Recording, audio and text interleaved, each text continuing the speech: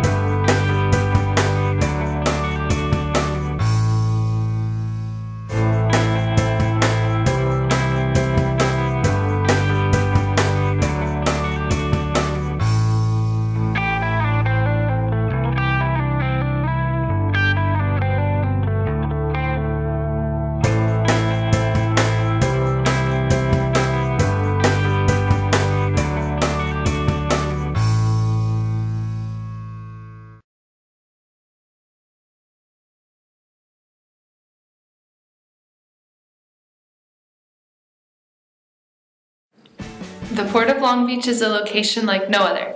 For people who work at the port, it is a place that combines business, government, politics, and international trade. To local people, it is a place where they can get close to the beach and get away. The port is a dynamic place connecting its workers with people across the state and all around the world. It is currently the second largest port in the nation and is responsible for 40% of the country's imports. Considering how much economic activity takes place at the port, it becomes simple to realize how much of a national asset it is.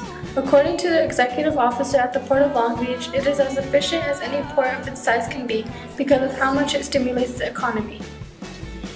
The port handled 150 billion in imports and exports in 2010. The amount of money generated by the port causes a domino effect with the amount of jobs created.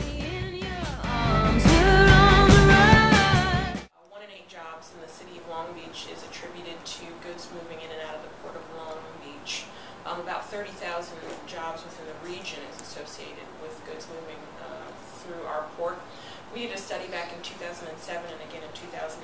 It was a trade impact study that we did in partnership with the Port of Los Angeles and also the Alameda Corridor Transportation Authority, and it found that over 3.4 million jobs around the United States is associated with goods moving through our port.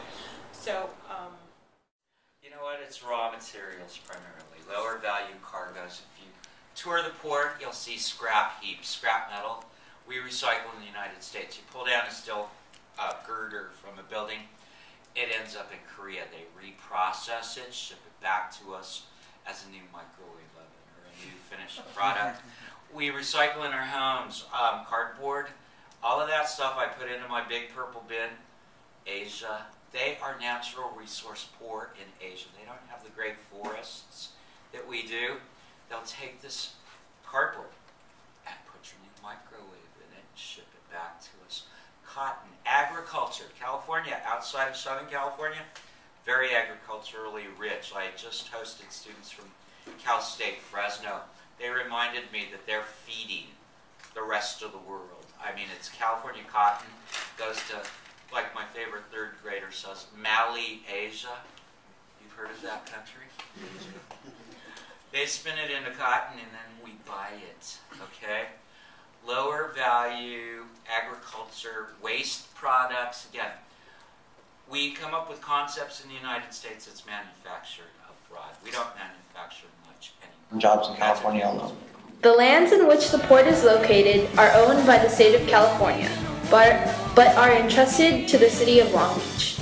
In order to help reduce emissions, the Port of Long Beach has to work with the state of California very closely. There are multiple divisions related to economics and commerce, but the primary divisions are transportation and building at the port. Many resources used within these two topics, but the most common is obviously the non-renewable source as petroleum or diesel, which is used to run most motors. Various machines need the petroleum to power their motors efficiently. However, using petroleum incurs a cost to the environment.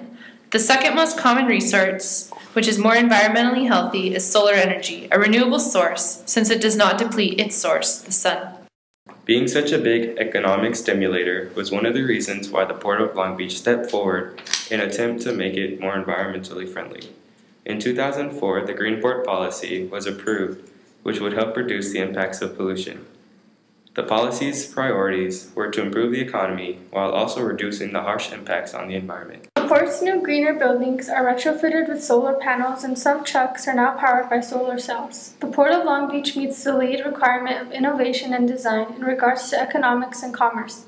This is due to the fact that the port efficiently uses natural resources and reduces the amount of waste and environmental degradation when they design their buildings. The port's new buildings also focus on green demolition, which requires that at least 60% of all building rubbish is recycled or at least recyclable. The most important focus of port economics trade has also been innovated with modern technologies on transportation vehicles. The state of California and the Port of Long Beach collaborate on new programs since they work within one system. Within that system, they have different programs such as the Clean Air Action Plan, which includes the Clean Trucks programs, where ports work with trucking companies to replace old diesel trucks with new trucks that reduce the emission. The first thing that we did was launch our Clean Trucks program. You may have heard about the Clean Trucks program. Basically, it had a really simple goal. All the trucks that serve the two ports need to meet 2007 US EPA standards by 2012. It was phased in over time. As of January 1, 2010, our last implementation date, all trucks that were essentially older than 2004 were banned. Our final date for implementing the program is January 1, 2012, this next January, and any truck older than 2007 will be banned. We've already reduced emissions from trucks by 80%. Retrofitting truck engines has been a priority for the Port of Long Beach, as well as producing machines that can monitor the emission output of these trucks. These devices do cost money, which is an important aspect of economics, but they also benefit the environment and the people of Long Beach. Other programs include the Technology Advancement Program, which has a significant amount of funding for identifying and researching different technology that will improve operation efficiency while reducing pollutants. These programs implemented by the State of California and Port of Long Beach have a common goal of improving the environment for all and making sure they are moving in the right direction towards a greener future. Currently, the Port of Long Beach has been very successful with their attempts to go green. Other ports across the state, country, and even the world are trying to duplicate some of the efforts that the Port of Long Beach made. Previously, ports were more concerned with keeping the cargo in prime condition and keeping illegal goods, like fake designer purses, from entering the U.S. Ports only had local police patrolling them, on the lookout for normal crimes like thievery. The ports now have the U.S. Coast Guard, Customs and Border Protection, Homeland Security, and the local city police. Port officials also have much greater control and knowledge about who enters and exits the port. The world changed quite a bit after 9/11, and our focus has changed quite a bit in the 10 years since 9/11. Prior to 9/11, our focus was on basically three things, and that was law enforcement inside the port. Number two, environmental enforcement. We enforce CARB's air pollution laws within the port. And thirdly, we kept track of ships that came in and out of the port and made sure that the ships didn't damage the port's infrastructure, like the piers and docks. After 9/11, terrorism became our big new focus, and we have grown quite a bit and used about $125 billion in federal grants to develop new security systems for the Port of Long Beach. We've hired new officers and changed our focus to include anti-terrorism as a new way of life for people running the port. And for people. The Port of Long Beach works autonomously for the state of California.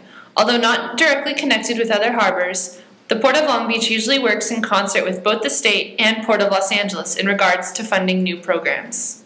In conclusion, by having the State of California and Port of Long Beach work together, they take a lead role in enhancing the port's reputation as a green port. and improving the environmental situation in Long Beach. This also leads to more jobs and improvement in the economy.